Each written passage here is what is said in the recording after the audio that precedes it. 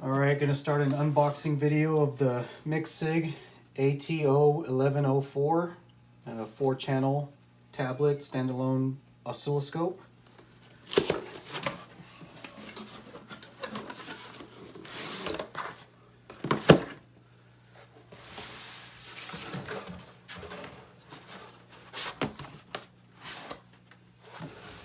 There's the scope itself.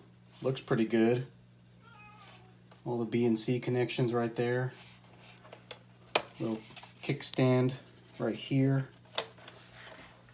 If I can get that open. There we go. Little kickstand. Let's open the box here. Some information. Screen protector.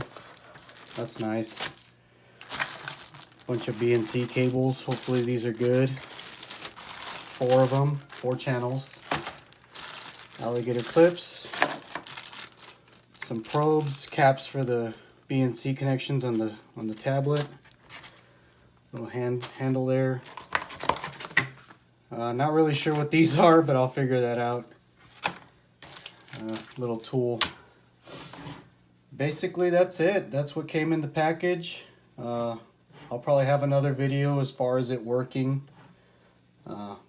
But that's it. Thanks, guys.